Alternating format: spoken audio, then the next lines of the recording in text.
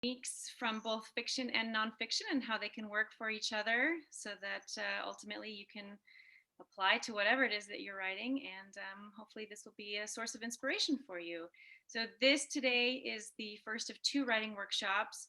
The next one is also next Saturday, as you all probably know, same time, 2 to 4. I think that's March 13th, Saturday. And they're pretty much meant to be standalone. There is some crossover, of course, and you're very welcome to just take this one if it suits you best. Jessica did mention that they're recorded, so if for whatever reason you can't meet up next week, then I'm sure you'll be able to access the recording, and you can work that way if you like. But today we are going to be examining some traditional elements of fiction writing and thinking about how those elements are can inspire or influence or otherwise affect our creative nonfiction work. And I'll be sharing my screen here in just a moment with you. We'll go into a PowerPoint. We'll go over some examples. We'll stop a few times for some writing prompts. And if you have any questions, please hold on to them until we get to those writing prompts or until the very end. We'll have plenty of time built in along the way. And I would also ask that you please mute yourself if you haven't already done so, just so there isn't any kind of accidental background noise. So I use the terms sugar and salt for these workshops and for my own process in writing. And I won't say which term I consider sugar, which one is salt, but I predominantly work in nonfiction and I tend to have a sweet tooth. So, you can decide what adds sweetness to your work and what maybe adds a little sting or bite to yours.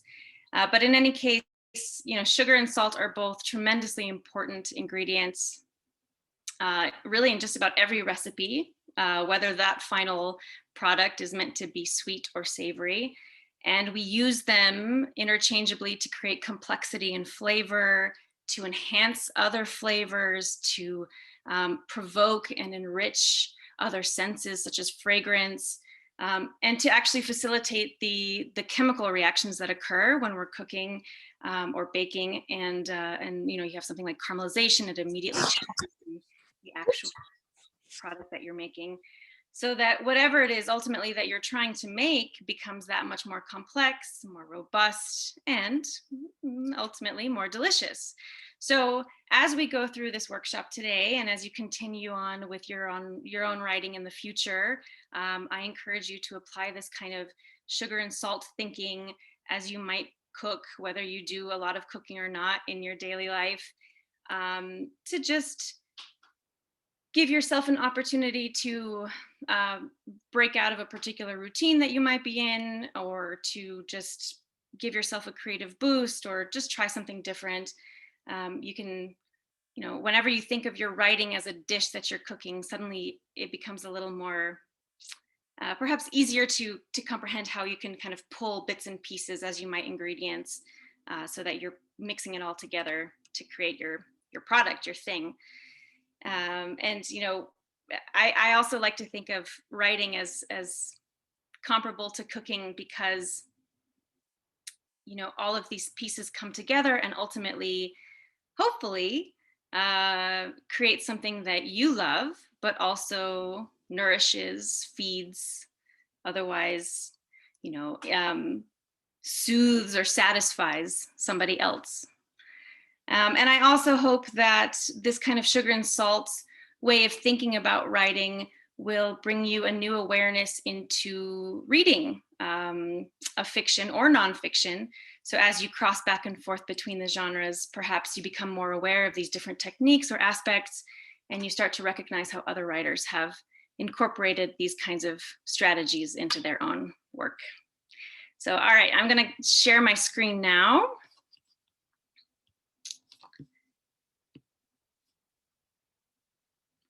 And I think, Jessica, you might have to help me with this, because I've got a little message that says the host disabled screen share.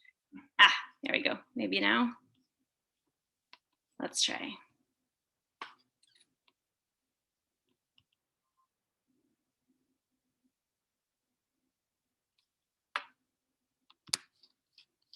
Okay.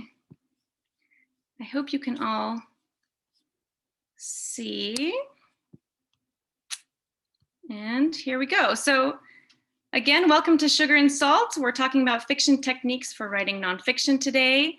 This is, let me go ahead and get rid of this here. Monika, I don't see your screen Oh, yet. not yet? Okay. Let's see what may be happening here. I'll try to share my screen again and we'll do this. Yeah, we can see your screen now. Oh, perfect. All right.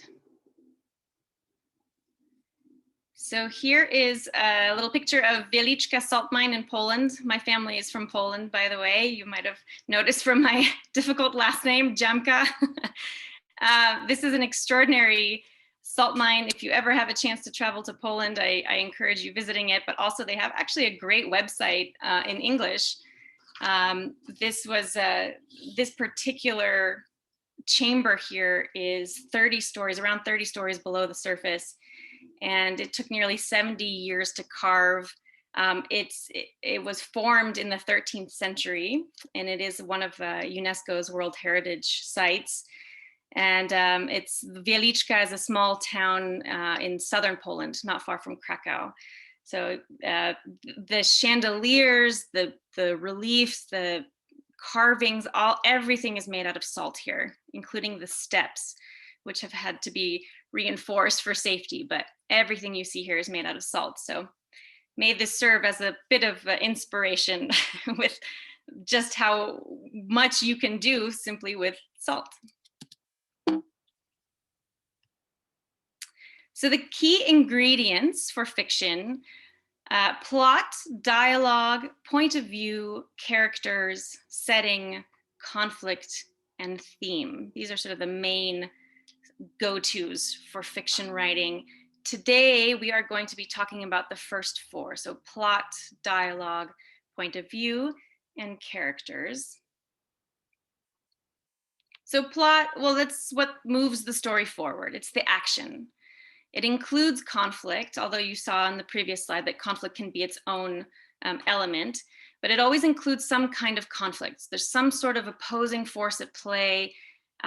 There's always some kind of tension. Somebody wants something. Something is at stake. And within the plot, that's how we identify, the reader identifies what exactly is at stake. What's the goal? What does somebody want?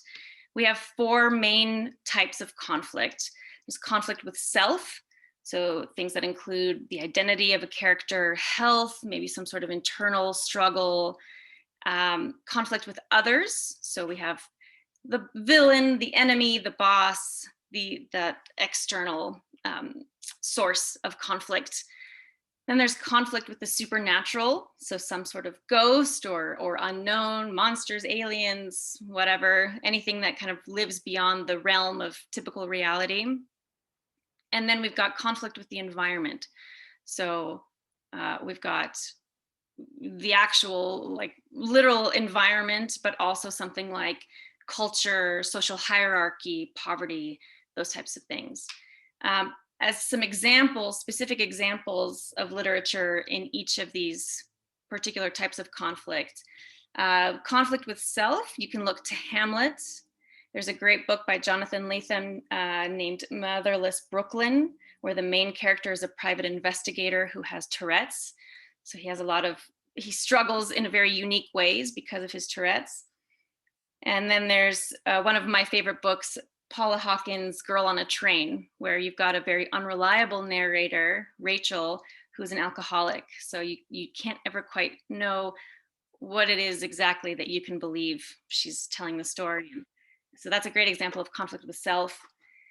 Conflict with others, we've got, for example, Handmaid's Tale by Margaret Atwood. A lot of different others at play there. And then you've got something like Olive Kitteridge too by Elizabeth Strout, something less drastic perhaps than Handmaid's Tale, but nonetheless, lots of conflict with others. Conflict with supernatural, we have something like Jurassic Park, War of the Worlds, Lord of the Rings, that kind of thing. And examples of conflict with environment, you might see something like Heart of Darkness by Joseph Conrad. You've got Invisible Man by Ralph Ellison. And then Slumdog Millionaire, which was a great film, but the original title of the book was actually Q&A by Vika Swarup. Also, one that comes to mind quickly is one of my other favorite books, In the Time of the Butterflies by Julia Alvarez. You've got the Mirabal sisters who have to deal with a lot of different conflicts occurring in the Dominican Republic during the dictatorship of Trujillo, who ruled between 1930 and 1961. So political aspects, environmental aspects, a lot of different things going on. Plots often have multiple conflicts, and you might find, multiple types of conflict, but also multiple conflicts within the same type of conflict in a particular story. So that's always something that you can play with as well. An example of a book that actually has all of these conflicts is Jaws by Peter Benchley, where you've got, the main character is Sheriff Brody, and he deals with his own fear. He's got the very real, tangible fear of a shark attacking his town, but this shark kind of takes on the supernatural identity after a while. And then there's the town of Amity Island also struggling with not wanting to shut down, not wanting to, influence their tourism season, all these kinds of things. So there's this other conflict and conflict with the environment that comes into play as well. So all great books to look to for examples of conflicts.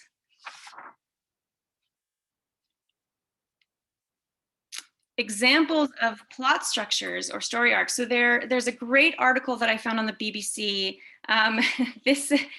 There are researchers at Washington State University and the University of Vermont. They analyzed nearly 2,000 novels and found basically 6 types of structures where most books fall into. So you have the rags to riches story. So you have a steady rise with hurdles. An example of this might be the Divine Comedy by Dante. Then you have riches to rags. So a fall from grace, something like Madame Bovary. You have Icarus, so you have a rise and then a fall, something like Romeo and Juliet, for example. Then we've got a man in a hole example, a man in a hole plot structure, which is a fall and rise. And an example of that one might be something like Pride and Prejudice. And then there's the Oedipus plot structure, which is a fall, rise, and fall again. And an example of that one would be Frankenstein. And then Cinderella, of course, is its own story, rise, fall, rise. So if you have a chance to check out this article on the BBC, or you can Google, there are lots of different ways to think about plot structures, a lot of ideas out there. Different experts will say that there are different ways that you can break it all down. These 6 cover a lot of those ideas. So this is a great place to start if you're more interested in more specific or more experimental structures. Then certainly there's lots of information available out there online. Tolstoy has this wonderful quote: "All great literature is one of 2 stories. A man goes on a journey, or a stranger comes to town." So you could also try to apply Tolstoy's way of thinking about literature to something that you're writing. Is there a stranger in your story who comes out of nowhere? Perhaps there should be. So how do we apply all of this to nonfiction? Well, you can identify your conflict. Is it real? Could it possibly be perceived? Could it be both? Are there lots of different conflicts? Is there a same kind of conflict, but just lots of different sort of subtypes of conflict? What can you add to your writing to underscore this conflict? Where you might think about it as adding the no's to your writing. Where else can you add the no? Could you add other types of conflict? If you have a very heavy particular kind of conflict, let's say you're writing a memoir and your story is really focused on yourself, which of course makes sense. Are there ways that you might be able to pull in conflict that you've had with your environment, or even with the supernatural? Are there ways that you can incorporate this? Maybe there's family lore. Maybe there are stories you grew up with, or fears that you have, that you can sort of start to bring in these different elements into. That's always a fun exercise. How can you bring in supernatural aspects to nonfiction writing? And then there's something called the inciting incident. So what is your inciting incident?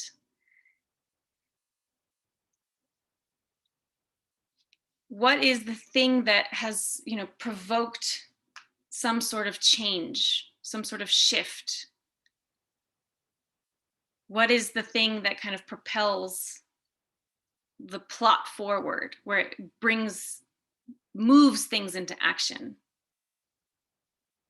You might also consider the different plot structures that we talked about, and how they might apply to your nonfiction topic. Is there even, maybe you could even try a plot structure for just one chapter, or if you're writing a collection of essays, maybe just for one essay, or maybe even just a couple of pages within the essay. Just a few paragraphs might sort of symbolize a particular plot structure. So there are a lot of different ways you can play with things. What structure seems to suit your story best? And what if you tried to apply your story to a completely different structure than what you've got it in right now? This is a picture by Kurt Jones from 2003. This photo went viral, and it still occasionally actually sort of has renewed energy online and becomes viral again. And people, of course, were horrified because they assumed that that was a shark. And so it was used in a lot of different articles about shark attacks and how dangerous sharks are and all sorts of things like that. And Kurt Jones actually had to come out and speak about this photo and say, actually, this is a dolphin. So there's no shark here. This is all being taken out of context. But still, the perceived conflict here, the perceived, fear. And I'm sure for a moment, this surfer also felt that fear, even if he realized just a couple seconds later that it was just a dolphin. That fear was still very real. So perception of conflict can be just as impactful as quote unquote real conflict. So we've now come to our first writing prompt. So we have some options here. We're going to write for about 10 minutes. Really, you can write about anything, but here are 2 ideas to get you started. You might identify 2 conflicts in your life, and how might they relate to each other? Or you might write a flash piece, something, maybe 500 words or less, around a particular inciting incident in the life of someone you know, not yourself, but someone you know. So we'll go ahead and get started there for 10 minutes. And I'll go ahead and mute myself.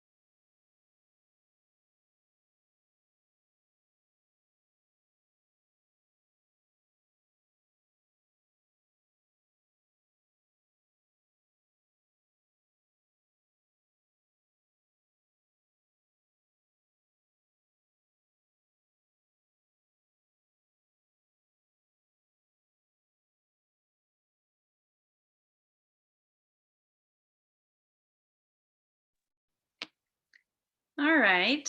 So we're about 10 minutes in. Before I ask if anyone wants to share, are there any questions?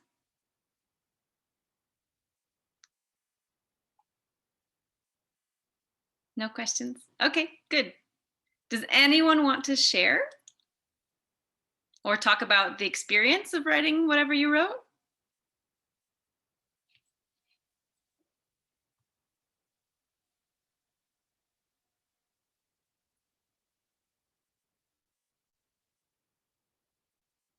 Libby, I think I see you talking, but I think you're muted.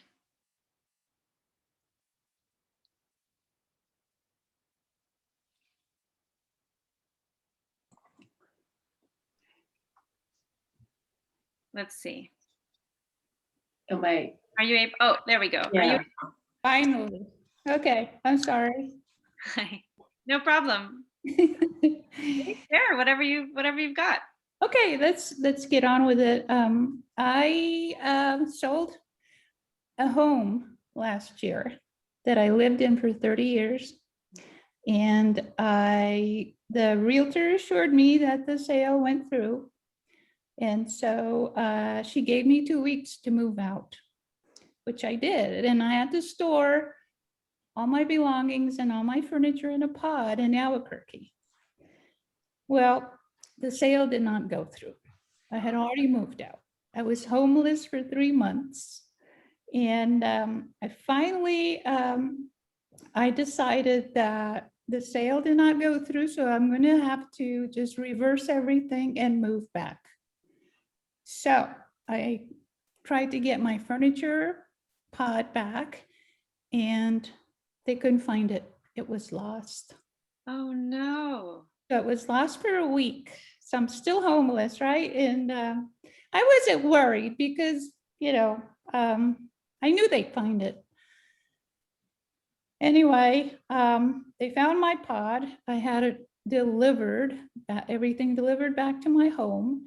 I moved back in, and 2 days later, I sold the house. No. Boy. And the only conflict that I had when I did sell it the second time, because I was just so I'm unsure, that I sold it, but I had nowhere to go. Oh my gosh.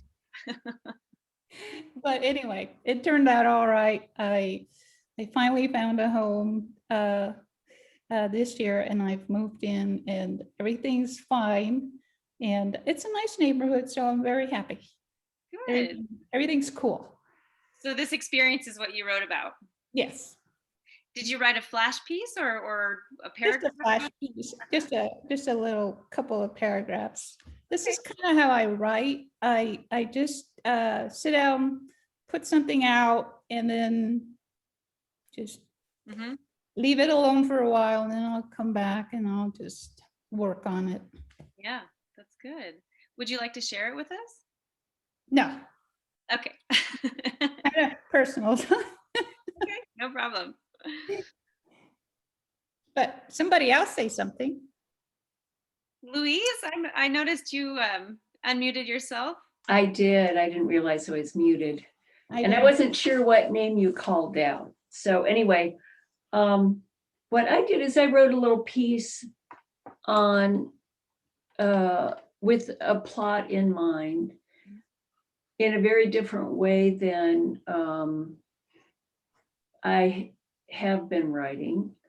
I'm working on a little sort of historical fiction, mostly nonfiction, about 10 generations of my family that go back to the 1600s. Wow. And so I'm interspersing lots of different time periods, and also different characters who have real family names. So what I did is I wrote about my ancestors crossing the Alps. They were persecuted for being Protestants, and many times over many centuries forced to leave and go to countries that accepted Protestants, which in this case was Switzerland. So I made it, even though I'd written about it, with all, all the dangers I could think of that they would encounter, glaciers and frostbite and hypothermia and French and Italian troops that were trying to force them out, etc. I wrote it quickly in a very different way using that plot idea. So it was kind of a fall to begin with, and then it was a rise once they saw Lake Geneva and they knew they could get across the lake and, eventually be safe. But I don't want to read it. It's a full page, so Okay. I'll let somebody else talk. You were able to get a full page in 10 minutes? Yeah, Awesome. I wrote it really fast. I don't do that. That's great. I sit away and plot at my computer, so it's good to be forced. Yeah. It's remarkable what a timer can do, actually. Yes. Anytime I've been stuck with writing too, I'll just step away, grab some water, shake it out, and then come back, set a timer, and then suddenly the words come. So Yeah, you're right. A colleague of mine in Santa Fe wrote a book recently based on that. 15 minutes a day. Yeah. She had herself on a timer, and she had a full-time job in St. Louis, and it's amazing how quickly she pulled that off. yeah, that's great. I saw Thomas raising his hand, I believe. Yeah, well, I'm almost 80, and until I read your hints there, I hadn't really thought of any conflict until it suddenly dawned on me that one that I've had almost all my life is that I don't trust people. Ah. Never have, never will, I guess. And so I don't open up to people. And most of the time, I'm a pretty happy hermit. And most of the people I've worked with all my life will say I'm very open and easy to work with, but nothing of myself ever goes out. And I suddenly realized that until about 10 years ago, every once in a while I would feel less than, because it seemed to me everybody else got all this and I was behind the door when the sharing came out. Until I met a gentleman at the senior center his background is half Spanish, half Apache, and we started just talking, and all of a sudden it just became clear that he was trustworthy and he felt the same way, and we became very good friends, and we could share anything knowing that it was never going to come back to be used in an argument or passed on to anyone else. There was just the feeling of total trust. And it was an amazing discovery. It doesn't change anything, but it lessens the impact. And I was thinking to myself, here's a conflict that, because of your first element there, came to my mind, and I realized that I may not have resolved it, but I certainly did modify it. And I should be thankful for that. And of course I am. But it's interesting the things that come to mind. I write quite often for myself, never for others. And I'll write for, maybe a half hour or an hour, and then sort of stop it and put it away. It's nothing permanent. I had my daughter once find one of my writings in my desk, and she said, I wanted to know what happened. And I said, yeah, I'd like to also, but I have no idea because I never finished it. So there you go. Strange things. Well, writing, I think that's the power of writing, is that it can be just as cathartic and wonderful and entertaining and all sorts of things just for you if nobody ever sees it. So I meant to ask any of you, if you ever do any writing without actually writing it down, you just keep it like stored in your brain and you either add to it or delete from it. Do you guys ever do anything like that? Just mental do. writing? Absolutely. Yeah, it's fun. I like it. My friends think I'm crazy, but I'm strange. Yes. Crazy. Well, as everybody tells me, that's a separate conversation we can have at length about most of us. Yeah. Well, Good to have those ideas Anyway. simmering too, because you never know when ultimately would be the right time for something to come out onto paper, right? yeah. Yeah. Sort of be hanging out in your brain for decades even, and then for some reason there's just the right time for it to come out. Mhm. Yeah. Can you hear me? Nicole, yes. I don't know why I can't get my picture on there, but You know, I think because I'm still sharing my screen, so you all are probably still seeing that writing prompt, right? Yes. I wrote something, but and it was a flash piece, you might call it, and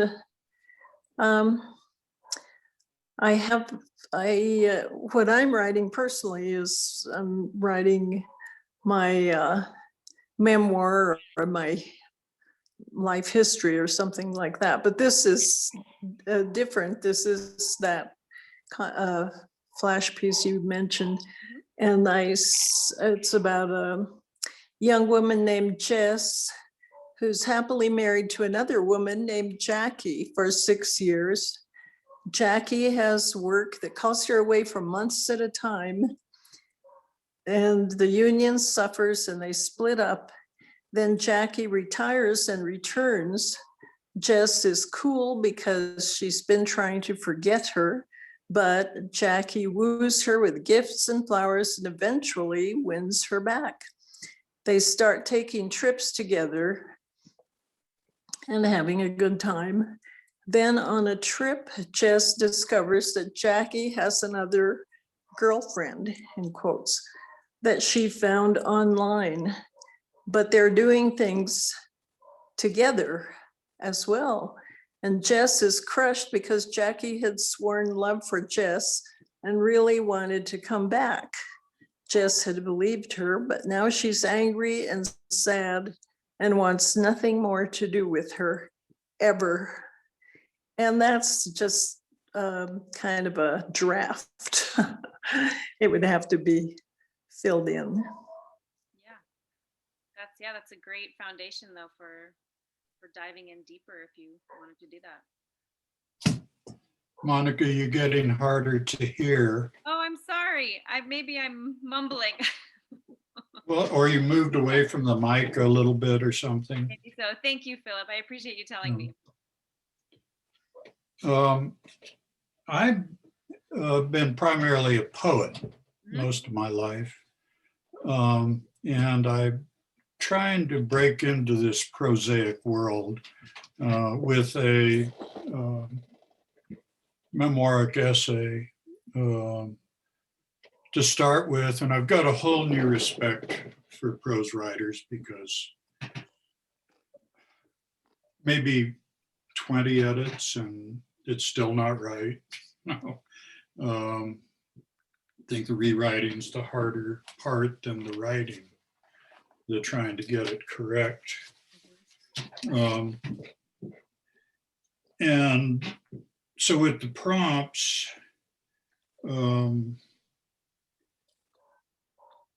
I picked two conflicts, and the conflicts being lack of roots and therefore lack of training.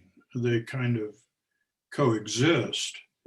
I was born here in Santa Fe, but I've been gone for 6.5 decades, just back a few years now. Wow. But it has stimulated me a great deal to write more. And this is actually the very first time anybody's asked me to write on demand. You know, it's always been my timing, my choice, my subjects.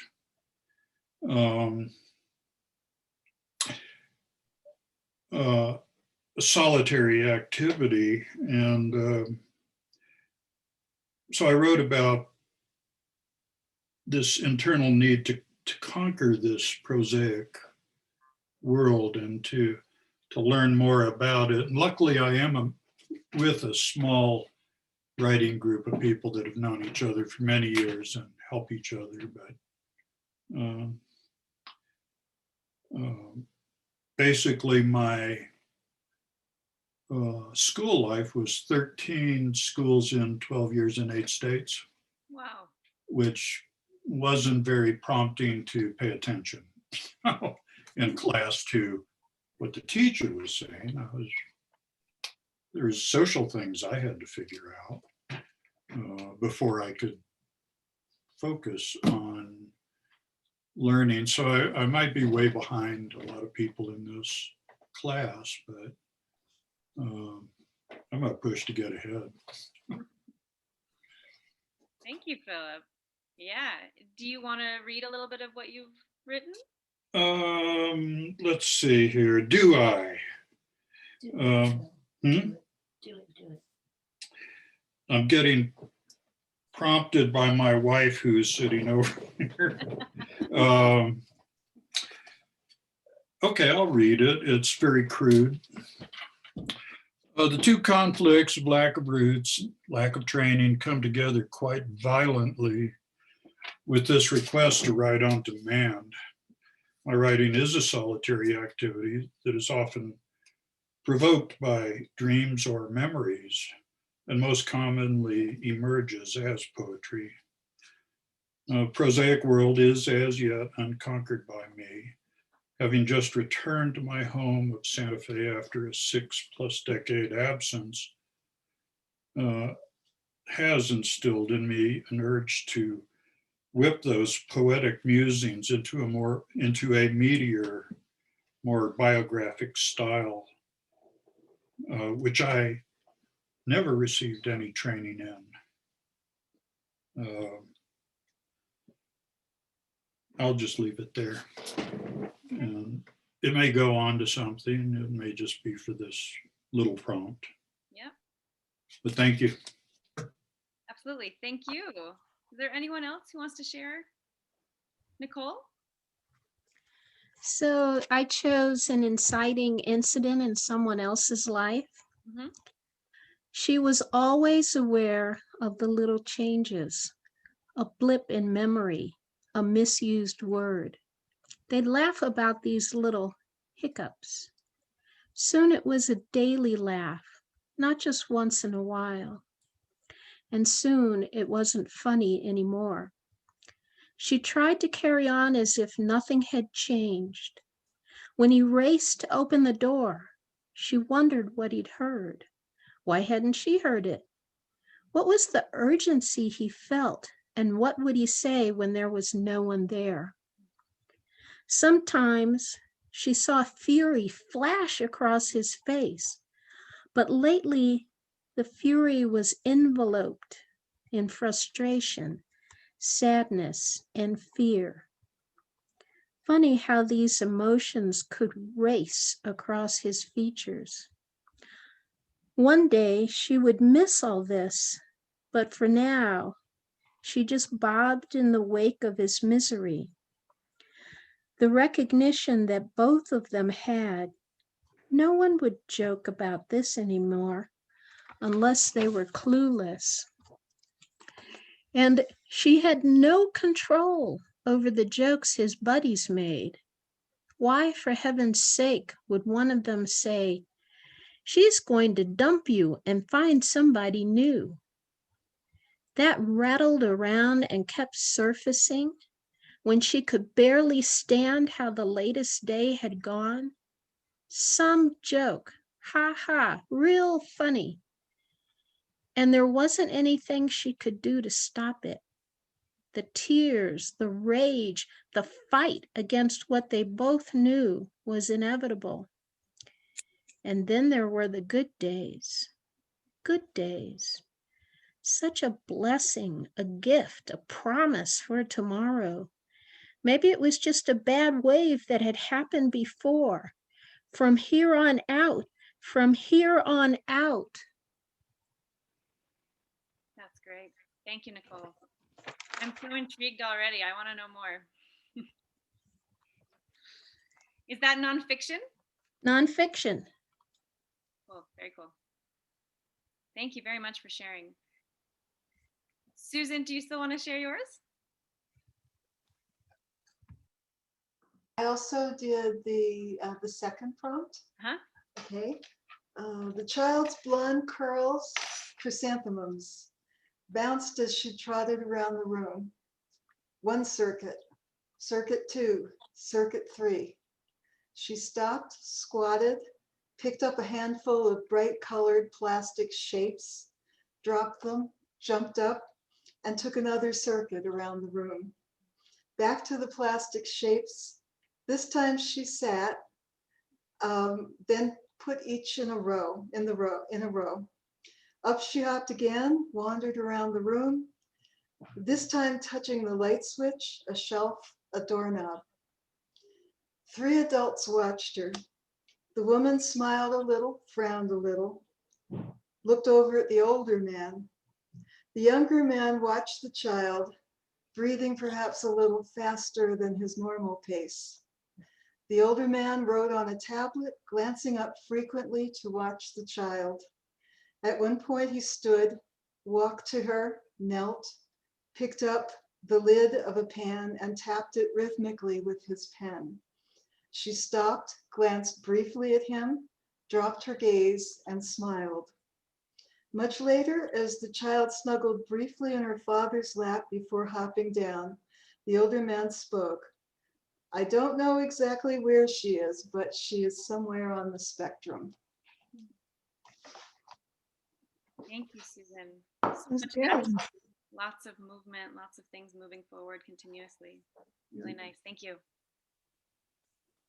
Okay, well, let's move forward. I'll share my screen again. Okay. All right.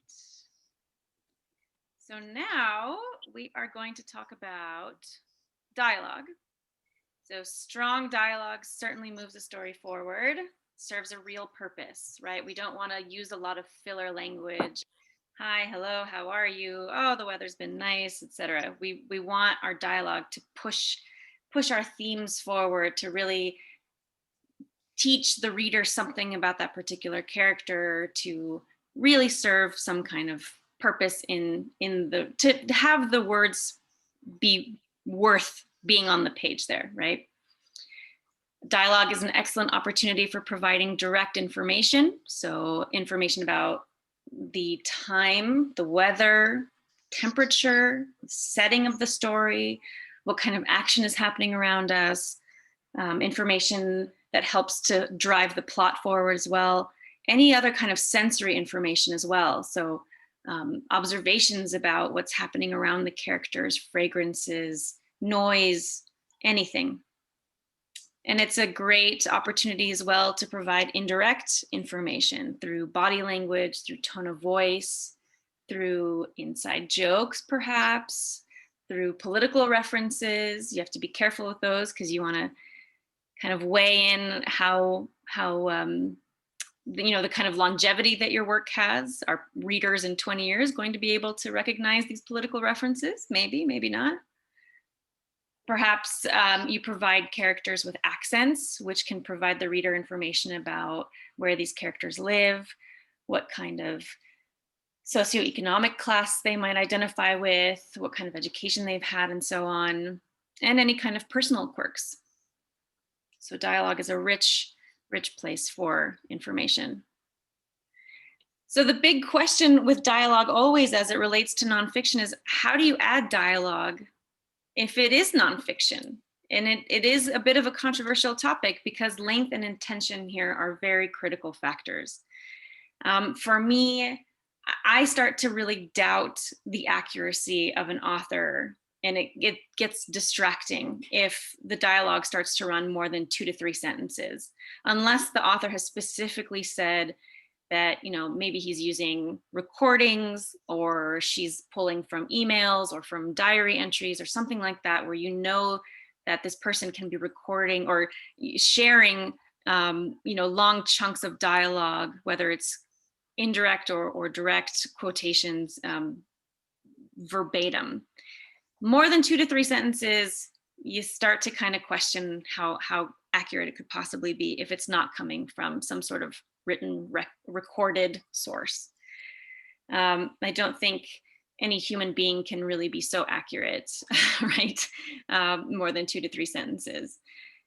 But really, there are some golden rules, I think, that we can all follow. And again, these aren't set in stone, but generally we want to be, when we're writing nonfiction, even it's a creative nonfiction, we want to be as truthful and faithful as possible in order to capture the essence or the spirit of what was said and how it was said, right? Accuracy matters, representation matters.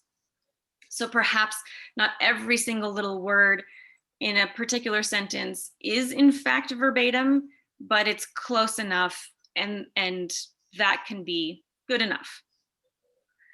Make sure the dialogue is really worthwhile. Again, going back to this concept that it has to be sort of worth its weight on the page, that it's moving the story forward, that it's, if it is controversial, or if it does make a reader question what you're doing, is it worth the controversy? When in doubt, err on the side of brevity. Make it short and sweet and snappy, and make those words really move everything forward. Make them even more representational or symbolic, or really, you can kind of chisel the words down so that maybe rather than 2 sentences that a character might say in your nonfiction piece, maybe really all they need to say is just 2 or 3 words. And that really gets to the heart of what that person is trying to say, and has this sort of emotional impact on the reader. And be direct and clear about what you, the author, are doing. Remember, always you are in control of the words. So you can always say something like, I imagine he would say, or I remember her telling me, or when I think back on that time, I feel like this is what this person would say to me always. If you add these kinds of explanations, or maybe not justifications, but these kind of little extra bits, you can clarify to the reader that, well, maybe your memory isn't exactly correct here. Maybe other people might have something to say about what you're writing, but you're putting it on the page that you're trying to be as faithful to this information as possible. Or, you can just say that because you're imagining it, that this is here's where we have this room for creative work, right? For creative nonfiction. This is not something that you would really be able to do in a journalistic piece. So with creative nonfiction, there's a little bit more wiggle room. And whether you're writing creative nonfiction or you're trying to be very journalistic in your approach or whatever, you should be prepared to back yourself up in case any issues do come forward from what you've written. This is something that nonfiction writers talk about all the time and struggle with. If I write this memoir, will my family keep talking to me? If I talk about these arguments that my mother and I used to have, well, is my sister going to take issue with that? Or perhaps that will mean that, my mother will no longer speak to me, or something like that, right? There can be potential consequences.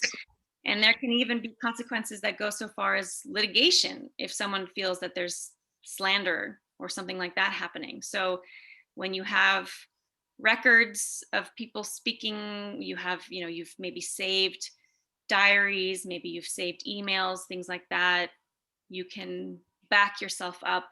But again, you have to maybe weigh all of those potential problems with whether or not it's even worth getting to that kind of stage, if that's what happens.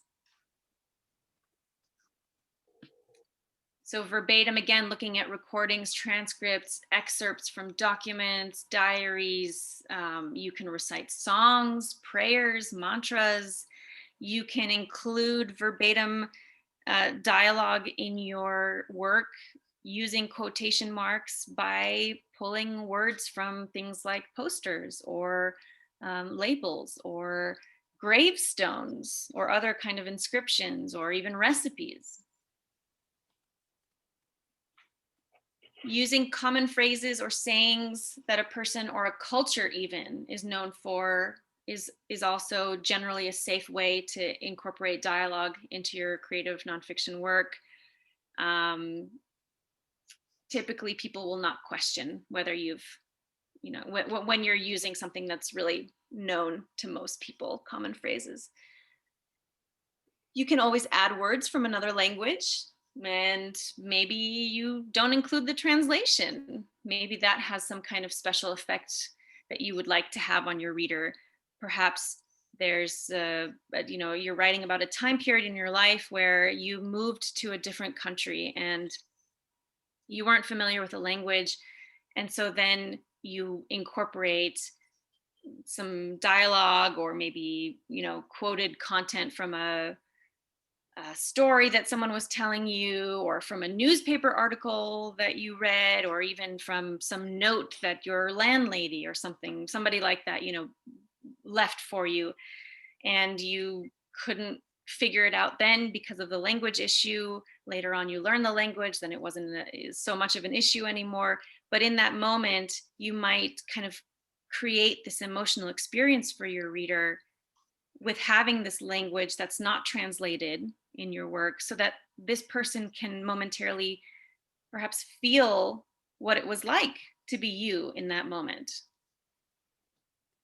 And then we have an indirect or descriptive approach where you can really explain what somebody is saying. You can provide that sort of indirect or subtle information by saying something like, she'd wave her hand distractedly and tell me all about the frustrations of her day, starting with XYZ.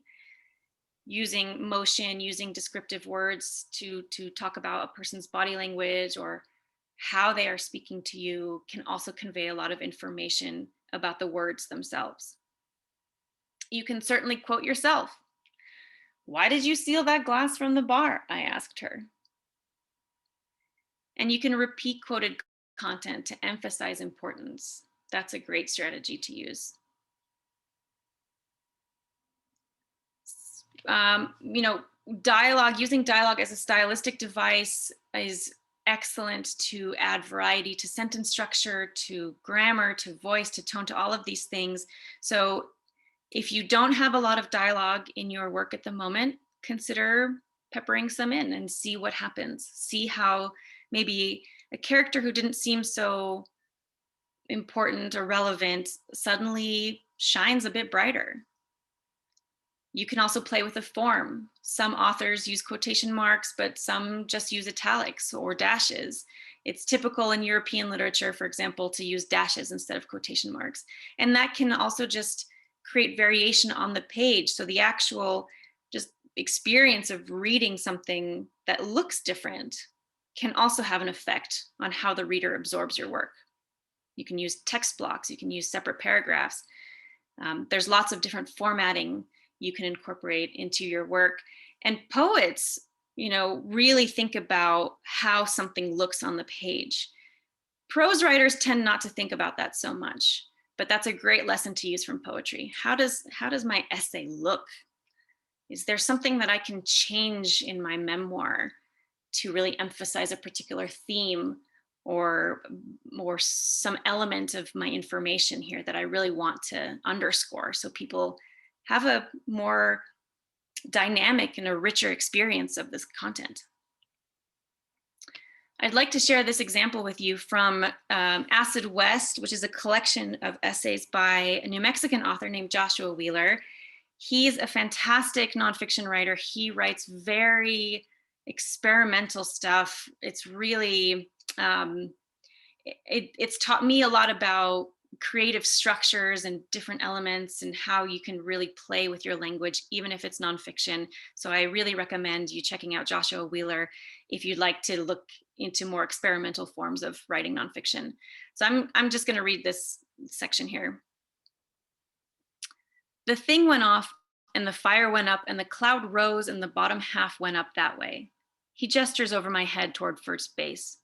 But then the top part, the mushroom top, started coming this way and fell all over everything. He waves both his arms back toward us and all around us, big swoops of old, thin, and crooked arms over his head, like he might be able to accurately pantomime an atomic blast, or like he's invoking its spirit, or just inviting the fireball to rain down again so the rest of us can really understand. Henry's sort of a celebrity in this crowd, one of the only remaining residents of Tularosa who actually witnessed the gadget's blast, a guy who's beat cancer 3 times already and says he'll lick it again if he gets the chance. I've heard him repeat the story, word for word, to anyone who will listen, for years now. He sits next to me, fiddling with the pearl snaps on his Western shirt, petting his white hair down and back behind his big ears, telling the tale in spurts, little stanzas between long gaps of pondering, those rests of silent reflection that never stop growing as we age, like ears. Like I guess all our really old storytellers have big ears and the will to ride a lull for as long as it takes until an aphorism or anecdote has marinated on the tongue and is ready to serve. He serves one up. I'll bet $10 to a donut your mama never blamed you for the atomic bomb. True enough, and the rest of his story sidles out as the luminarias burn. Henry was 11 and up early, just before dawn, to fill the radiator in his daddy's Ford, always his first morning chore. The radiator on an old Model A had to be drained every night and filled every morning if you couldn't afford fancy additives like water lube or that newfangled antifreeze. So here we see a lot of different ways where dialogue is incorporated, even just in this short, just few paragraphs. You have a really good sense of Henry and maybe his mannerisms and perhaps his age and his style of speaking. Joshua Wheeler uses italics. And this is also kind of a nice strategy to use if you feel like you remember really well what somebody was saying, but maybe you don't want to take it into sort of any legal action if it were to get to there. In other words, you want to give yourself a little bit of room for some perhaps creative interpretation. So you don't want to put quotation marks on it. You make it italic instead, so that the truth of it, the authenticity of it is there, but maybe you're not totally comfortable with saying that this was verbatim exactly what Henry said, right? This is from an essay called Calling Long Distance. It appears in this wonderful collection called Places I've Taken My Body by Molly McCulley Brown. There's so much standing at this party. Legs are the worst. I hate them. I send this text from the corner of my university's beginning of the year department get together, leaning heavily on my cane and trying to arrange my face in such a way that I don't look too uncomfortable. Our department's chair's house is up 2 shallow flights of brick stairs, but even if I could get my wheelchair inside, the whole place is packed to the gills with people and I could never move in it. Instead, I make do relying on walls and various pieces of furniture for support. My phone chimes quietly and brightly in my hand. I was just thinking the same thing. The worst. Lots of standing here too. Susanna, another disabled poet, is texting from her own department party across the country, her ear pressed to her own roaring shell. Legs are the worst, I say. I hate them. And I know she knows I mean it, but that I also mean I love them, and I'm grateful, and I'm glad you're here. I also mean I'm tired, and I also mean thank God. So Molly does this beautiful bit here where she quotes herself from her text messages. Why not?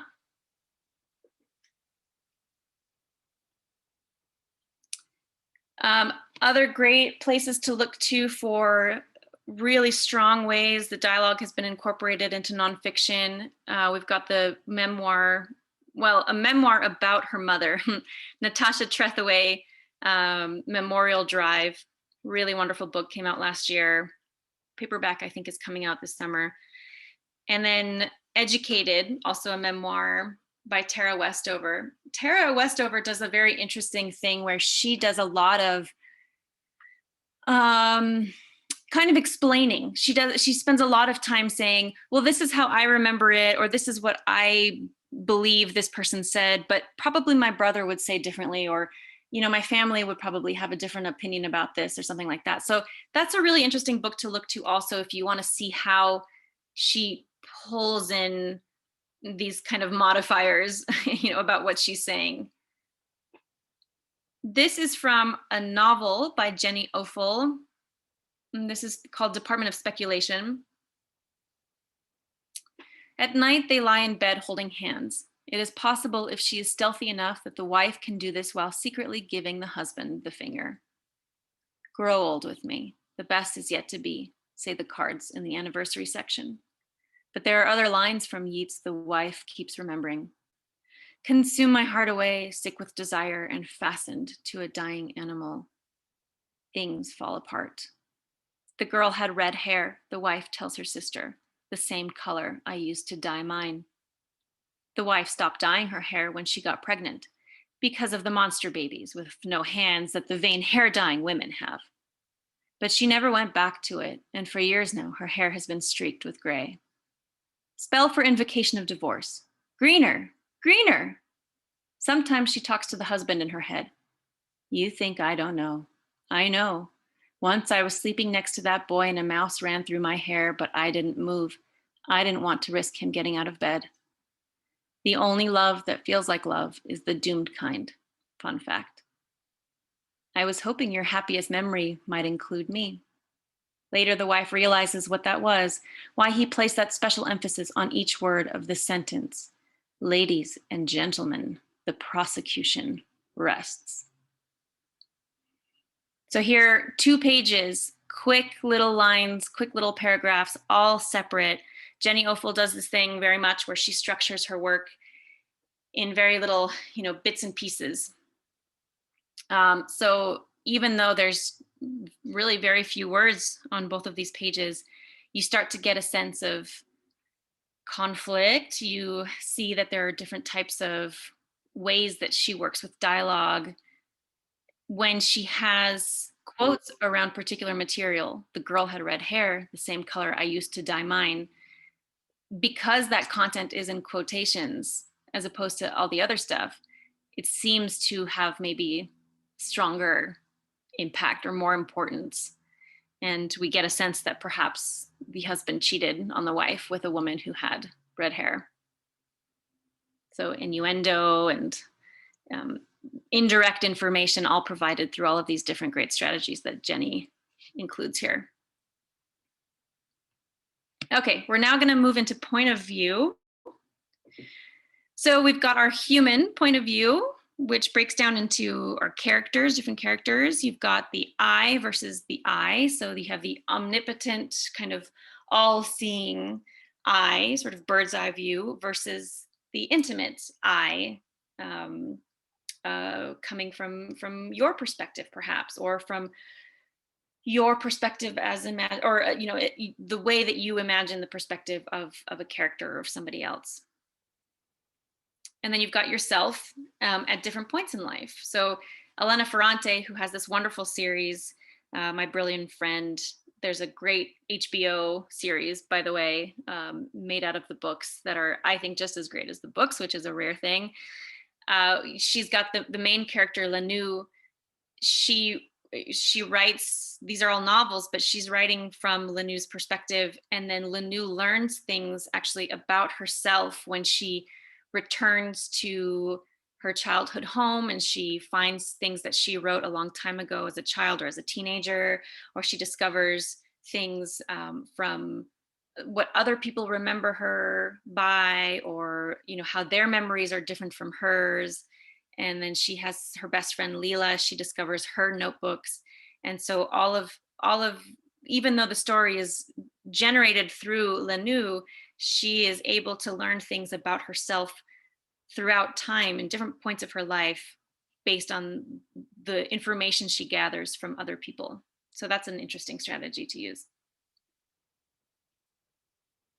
You've got human with a twist. So this might include some kind of like an unconscious state or dream state of being You might be perhaps under the influence of some kind of drug, alcohol, that kind of thing.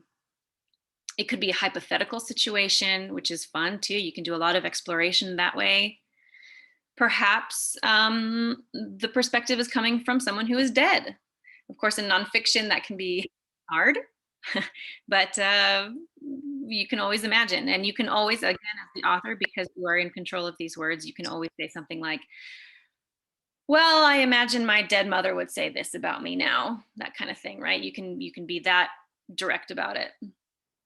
Two great examples from this perspective are Everything I Never Told You by Celeste Ng, where right at the very beginning, you find out that the narrator has died.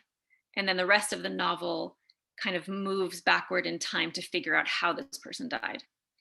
And the same thing with Lovely Bones by Anne Seibold, where a murder takes place, and then the girl who has been murdered sort of oversees what's happening in the town and how the investigation is unfolding. And then you've got some other extreme context that you might consider for your own work. Maybe the perspective being in utero or in another person's body, or shape-shifting. There's a great essay collection by Joanne Beard called The Boys of My Youth. And in one of those essays, she writes about being in her mother's womb and how she believes she remembers it, or how it could have been. So that's an interesting approach to take as well. And then we have our non-human point of view. So this definitely adds a lot of complexity. It's certainly unique. Anything that's non-human will provide a completely new outlook on the world. It creates distance, allows for some objectivity, which can help build trust with the reader. The reader can see you applying a creative yet critical eye to yourself or to your family, to your world, and so on. It creates space for exploring something with no strings attached. So that's very freeing. That's a fun way to explore something. If you feel stuck again, or kind of in a rut, or you just are having a hard time really digesting something that has happened to you, or something that has happened to somebody else that you're writing about, what if you just completely took yourself out of it and tried a non-human perspective about that, about this particular thing that happened? And assumptions can always be challenged in this kind of approach. I'd like to read to you now this little bit from Catherine Quevedo's article, Not So Still Life, Writing from an Inanimate Object's Point of View.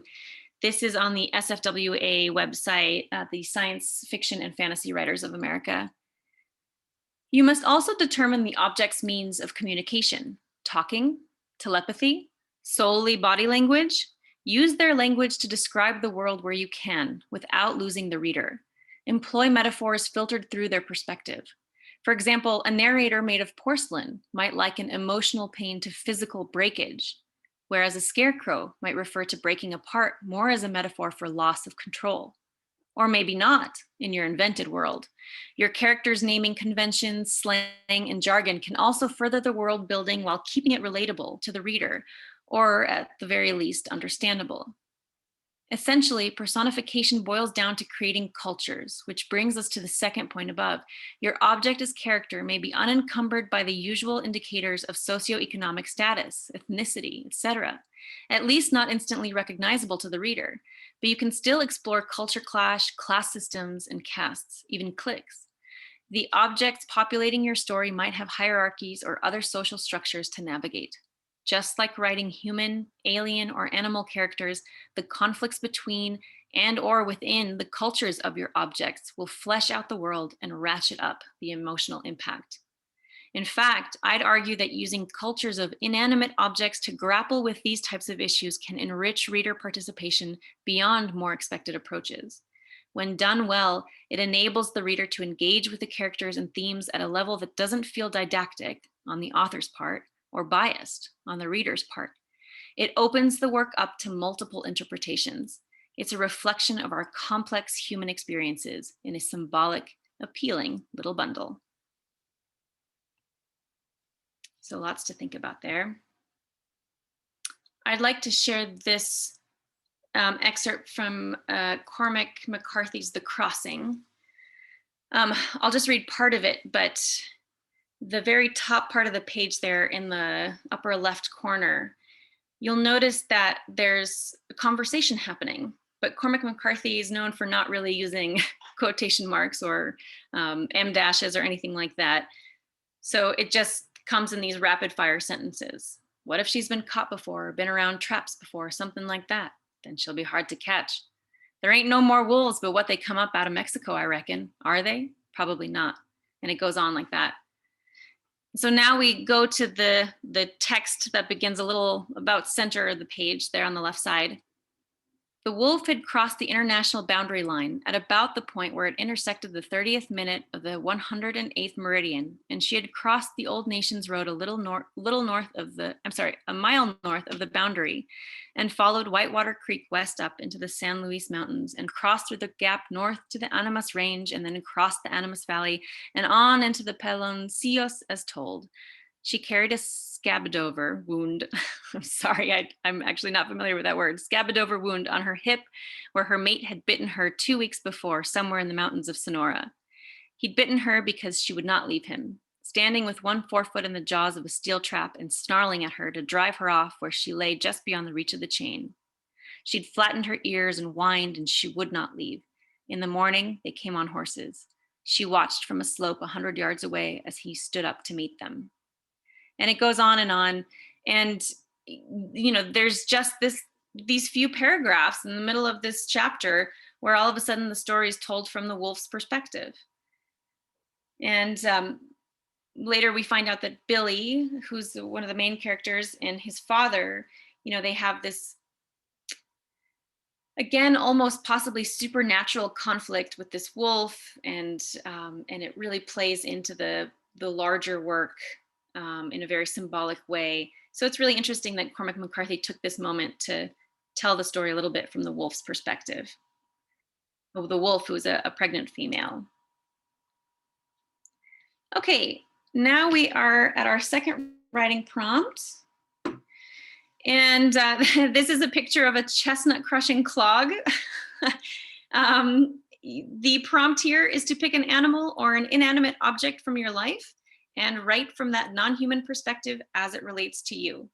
So you can choose whatever you want. You can choose multiple things. You can choose animals talking to each other. Be sure to clarify with the reader what you're doing. So for example, if my pots and pans could talk to each other about me, this is what they'd say. All right, and we'll start 10 minutes.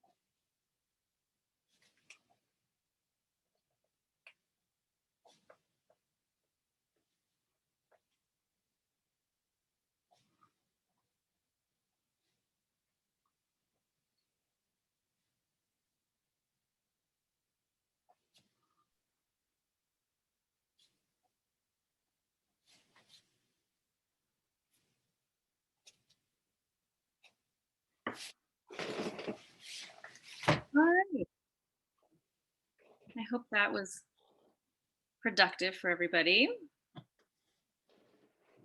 Anyone want to share? Gabrielle? You'll have to unmute yourself. Okay. There we go. Okay. Yes. If my dog Lily could talk about me, this is what she'd say. I love my mom. I know she adores me, but sometimes she hugs me too tight. Not sure, but I think she does this more for her than for me, but I won't tell her that. I notice that when I lick her face and hands, she really likes it. Sometimes I feel too tired to do it, but no, for some reason she needs it. When she picked me out of the shelter, I was really glad. She always tells me that we are real soulmates. I'm not sure what that means, but as long as I get my treats every day, that's good enough for me. I really love it when she gives me tummy rubs. How did she know to do that? I don't really understand my human, but I really love her. Thank you. Right. It's always very interesting to think about what pets think about you, right? Yeah. What our animals, what our pets might think about their lives. Anybody else? Yes. Martin, I think. Yeah. Is that how you pronounce your name? Martin. Okay. They keep asking me stupid questions. Hey Siri, which way is up? Hey Siri, what happens if an infinite force meets an indestructible object? Hey. Oh. Are you there? Yeah. Okay. Hey Siri, when will I finally be happy? Some of these I hear so often that I have little cookie cutter answers for them. Sometimes I can think of links that I can send them, like the last one about being happy. I remember connecting them to Wikipedia's psychoanalysis page. But for crying out loud, don't people ever think about what it's like for me to always be there for them, giving, giving, giving, and never ever getting back? Very interesting. Yes, a lot of questions there, a lot of thought-provoking material surrounding our artificial intelligence devices, for sure. Monique, are you raising your hand? Is that what I see? Yes. Can you hear me? Yes. Very good. All right. So mine is titled Kuan Yin. She sits on my nightstand in her serene posture, exotic and poised, bearing witness to my life's ups and downs. She knows my sincere efforts at remaining in a state of equanimity. She witnesses my morning rituals, my inspirational readings, my meditations, my determination to set a positive tone for the day. Is she surprised an hour later to witness my outrage as I deal with my laptop's dysfunction? The rant that follows, the expletives reverberating through the room? I wonder. She never minds, so it seems. My neglect the days I fail to notice her presence. Thank you. Sure. Was it surprising to any of you to think about an inanimate object? Have you thought about it before? Not really. Yeah. Maybe you'll be viewing things in your house a little differently now. Yeah, definitely. Thank you so much for sharing that, Monique. Catherine, I think I saw you. Yes. Not exactly inanimate. It's my dog, another dog story. If the squirrel on the bird feeder could talk, this is what he'd say. Effing bitch. Excuse me. You see, we can see each other as he jumps to the bird feeder from the tall berry-laden bush a few feet from it. We meet eye to eye. And in defiance, he nonchalantly devours the seed and thistle. But I have a weapon now. Although the squirrel can see me and my agitated rover that paces frantically as I say squirrel, it knows that it's protected by the large pane of glass. But the squirrel doesn't see or hear is my quietly opening the door to the back porch. Quick as a flash, Callie scrambles across the porch around the side of the house. At that moment, the squirrel leaps a full 15 feet in a run for its life. Callie always looks confused as she waits by the back door to be let back in. Not even 15 minutes go by, and the squirrel is again on the feeder. Squirrel, I yell, and the scene is repeated. Thank you. It can be a lot of fun and very inspiring to think about point of view shifts and trying to look at your life or other people's lives or the world or anything through different lenses. So that's a great strategy to use. Okay, anybody else or any questions? Yes, Philip. Um, Oh, Philip, you're muted. Philip, you're muted. Come back to us. Button, There we go. how's that? There we go. Now we can hear. I was saying the dogs had their say, the cats need theirs. My cats wonder why I have their blue tube in my hand and I'm scratching on the paper. So keeping our pen from us, our favorite toy, oh, aside from those wads of paper you so cavalierly throw down, those are fun too. But those pens, why do you torment us so with them? The scratchy sound, the wiggly movement, don't you know they are ours? Give me that. Of course, the dog's toys are ours too, and all that counter stuff and anything that comes out of the printer. Absolutely. Thank you, Philip. Okay, well, we've got about 20 minutes left. So I think Thomas Peterson has their hand raised. Oh, I'm sorry, it's Thomas. Yes. Yeah, this was a little interesting. I think this is what maybe a wild dog or and a guard dog might think. It goes like this. He couldn't remember coming home. The pack leader had snarled a compliment his way before he left, sort of an "I like your work" snarl, not respectful, but sort of reluctant. Body language seemed good, but then he snarled, "We need more." I'm not sure what the real message was. I crawled into the den and Kara asked, "How is it?" I'm not sure. It was good until the boss snarled at me. "What about?" "Well, he liked my work, but he was looking for more." "What more?" "That's the problem. I don't know. Maybe he'll tell you tomorrow while you hunt." "You're probably right." He felt better now. Kara was right. She always helped him find that center he needed to work. Well, actually, to do anything. Well, a car lay quietly in his place across the field from the sheep. Although he was a big dog, he looked calm, but Larry depended on him more than any of his other guard dogs to solve problems.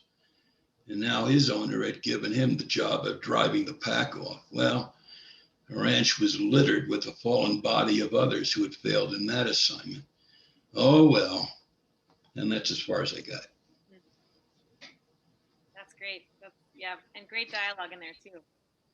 Thank you. And a good snarly voice to read it in. Yeah, Thomas, have you ever considered a voiceover work? Yeah, I used to work in radio. I can see that. All right, thank you all for sharing.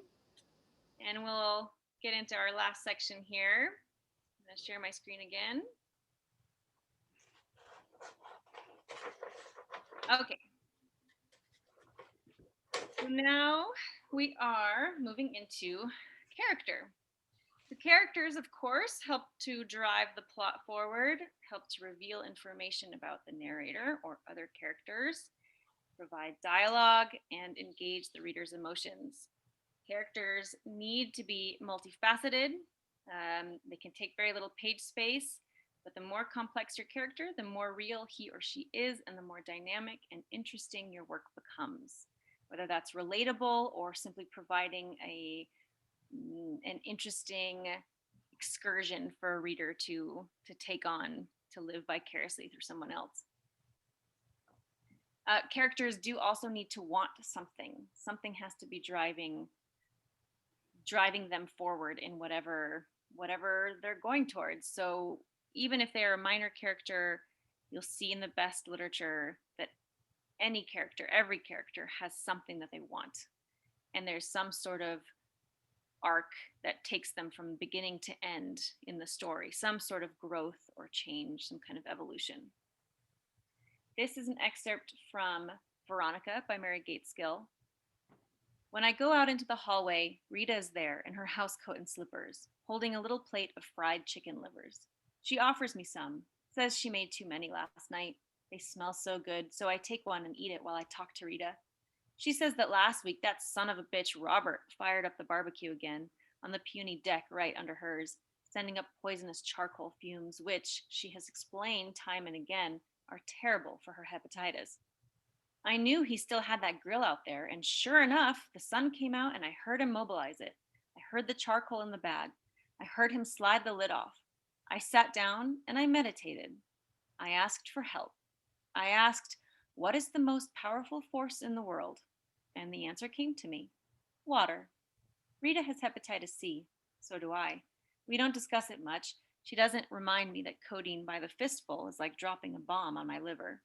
I don't remind her that while charcoal smoke is not a problem, her fried food diet is. I filled every pot, every pan, every jar, glass, and vase, and I set them all out on the edge of the deck. And as soon as he fired it up, you didn't. I did. I doused the grill, and when he cursed me out, I doused him. He just stood there a second, and then you know what? He laughed. He said, Rita, you're a pisser. He liked it.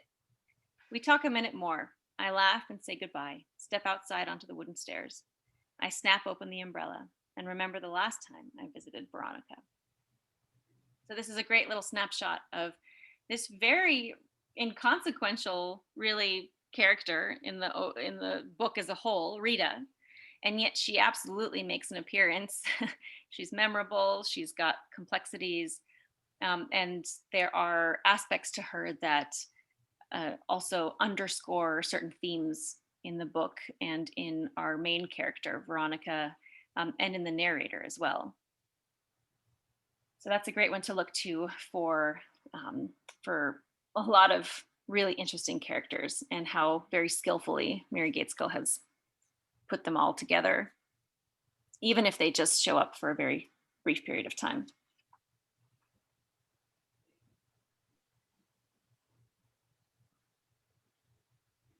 Another thing that I just wanted to mention briefly about this particular example is that there's just a lot of, there's a strategy to writing here where it's just very quick. It's very action focused. So this happens and this and this.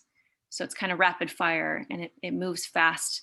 And yet there's a lot of rich content, rich information here, very specific details and information that we get.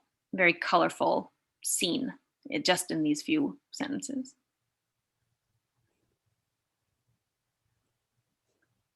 And that really brings us to the end of this particular workshop. This is a picture of salted caramels, just as a nice little send off, reminding you that sugar and salt can be very important little elements to our work, to our recipes, our cooking, but certainly to our writing as well when we combine different elements. I will stop sharing my screen now. And we have just about 12 minutes left. If there are any other questions or if anybody has changed their minds perhaps about wanting to share their work or just wants to talk about the experience of these writing prompts. I know it can be a very different experience if we're used to writing on our time privately without time pressures. To suddenly be forced into writing something can be a little jarring, a little surprising. So any questions, any comments, you're welcome to bring anything up at this point. Catherine. Oh, you're still muted though. There we go. Monika, how do we retrieve the recording of today? Jessica, I think will be able to help you with that, but I will say that if anyone is interested in these slides, I'd be happy to email them to you as a PDF. Yes, I'll get the recording up on our Santa Fe Public Library YouTube channel probably by Tuesday.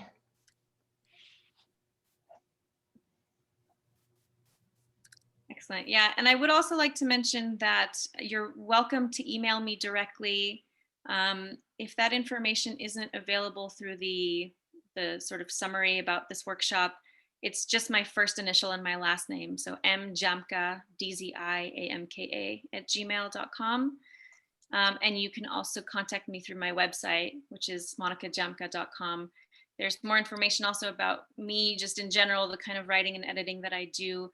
I do work with a lot of private clients in addition to different publishing companies. So if there's something that perhaps you have that you've been kind of stewing over, or you're maybe ready to have someone take a look at it, or whatever part of the process you're in, I work with authors on a lot of different projects, and certainly would be happy to see if we could be a good fit for each other to work together in that capacity. Great. Well, I hope this was a fun experience for everyone, and at least, you know, you got some sort of inspiration or new information from it that you can take into your work. But I really appreciate everyone joining today, and I hope you will join us again next Saturday for the nonfiction techniques for fiction writing. Great, thanks. Thanks so much, Monika. This was awesome. Thanks everyone for joining us. Hopefully you'll be with us next Saturday as well. Thank Thank you. you. Okay, Monika. thanks. Bye, everybody. Have a great weekend. Bye. Bye. Bye.